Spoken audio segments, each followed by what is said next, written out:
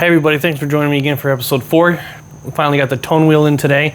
So that's going to be today's plan of attack. We're going to go ahead and get the tone wheel onto the crankshaft, get the crankshaft cleaned up, make sure that's all squared away, ready to go. Go ahead and get the bearings in the block, get some assembly lube on those, get the crank in there, get the pistons in there. Hopefully by the time we're done today, we'll have a complete rotating assembly, and then we'll be on to the next thing. All right, so for a comparison of what I was talking about when I said the 3-bolt versus the 4-bolt, this is what I'm saying here, right? So this is the one that I had. This is the 3-hole one out of a 5.7.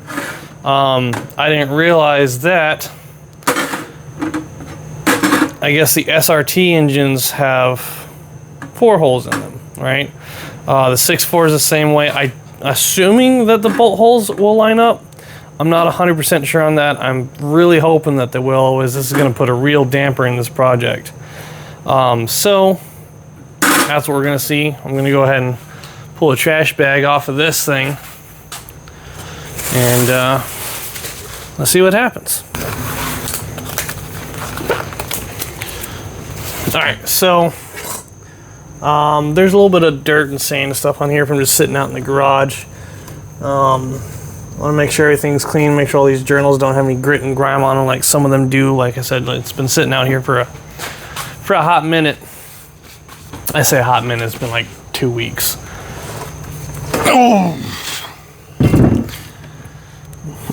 So here's hoping that this works. That looks like it's probably a T30 perhaps. It is a T30.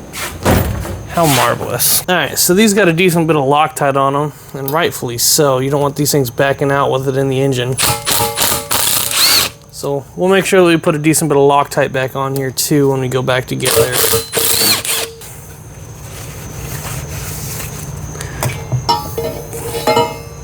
There we go. All right, so I'm gonna line these up and just make sure that the holes line up, which so far it is not looking good. Oh, there it is. Look at that. All the holes line up perfectly. Now here is hoping that it's the same. I'm gonna be honest with you, I don't know. So toss this bad boy on here and see where she lines up. Oh snap, there it is. All right, go ahead and get some of this thread locker back out here.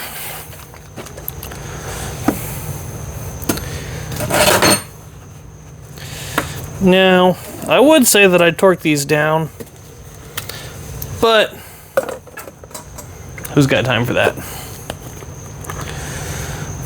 We're just gonna send it.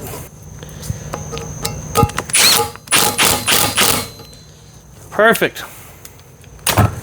And that is what we like to call good enough for government work.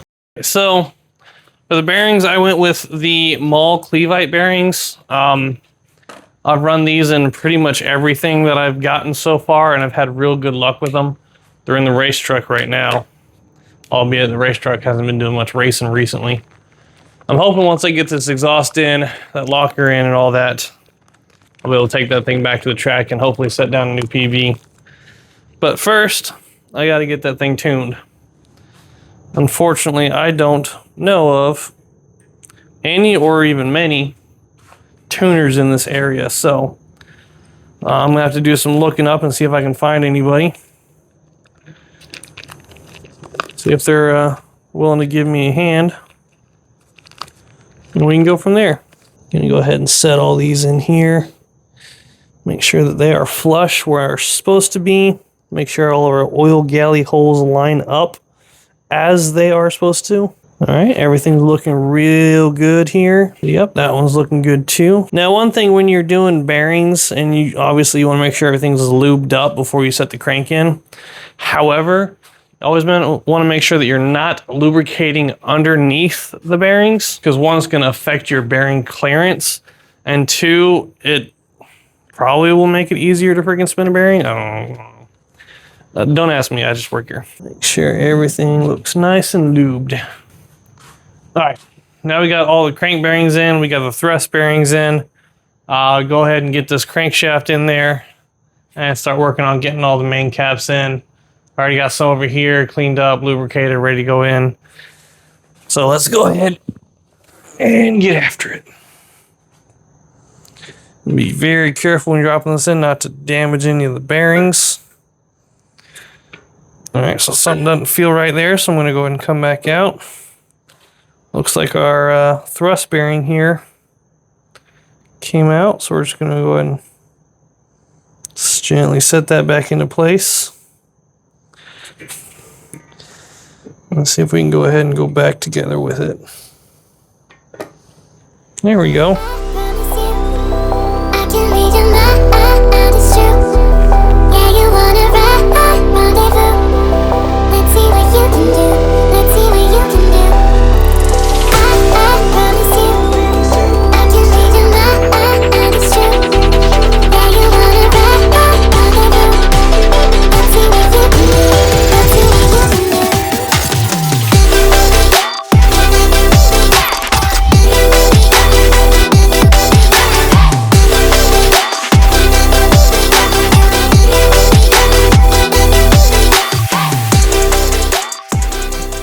So I still got to torque everything down. I still got to put in all the side bolts. But I'm going to call that for the night. I'll see you tomorrow. And just like that, next day. I need to torque all the main caps. Start getting all these rods in. Rods and pistons. Yay. We'll see how things go. Lost my shoe.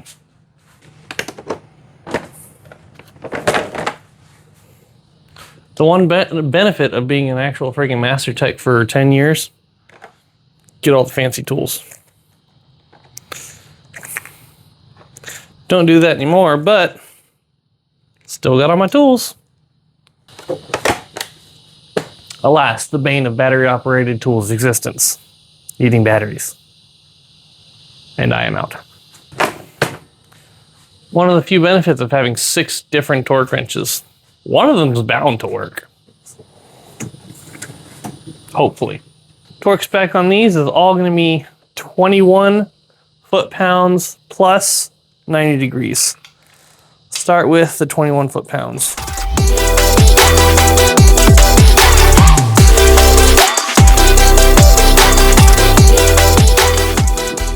Oh my. That seems extraordinarily excessive. There it goes. We'll get there eventually. That feels like it's going to strip out. I don't like that at all.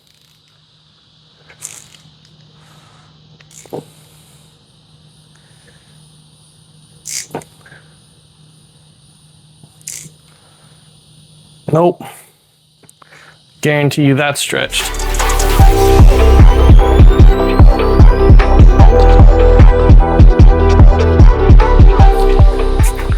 I don't know how well you can see that, but I'm using this one as a gauge for this one. See that engagement right there? Yeah, buddy, that's no good. That's stretched. Ah, poo. All right, 90 degrees. Get out of here, fly. So, gonna do this, and then boom, there. Parallel here, and boom there.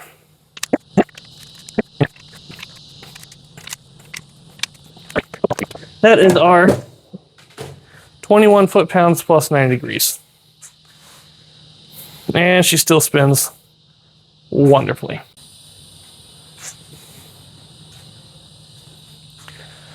All right, got the crank in, got the crank torqued. I do have to get some more of these little side bolts here that go. I stretched a couple of them. They weren't getting to the torque spec, so before I broke anything, I went ahead and backed them off. I did check a couple. They are stretched. So I'm just going to go ahead and get new ones. Leave those out for now. I don't need them in there. Go ahead and get the piston rod bearing, the rod bearings in, get the pistons in, get our rotating assembly complete. We'll go from there, yeah.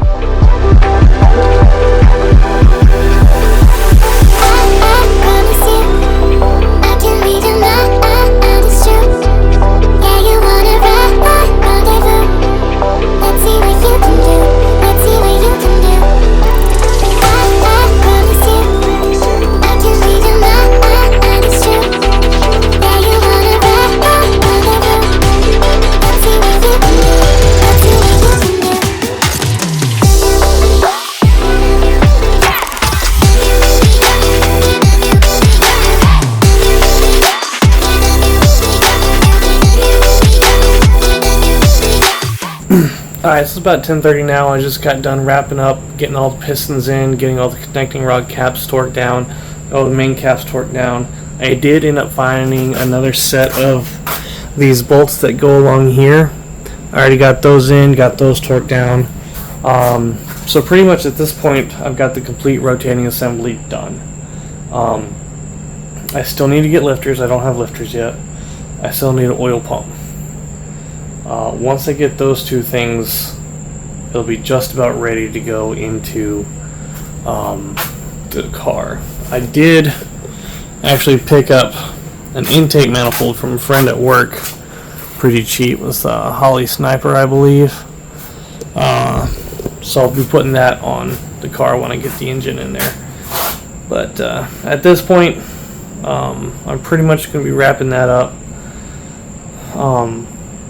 I think I'm going to be putting the pause on the Hemi build because there's a bunch I want to get done on the truck, and I want to get the truck ready, that way I can start racing it. Like I said in my first video, I have a locker for it, I have new exhaust, and I have new injectors. I need to get all this stuff in so I can go take it and get it tuned.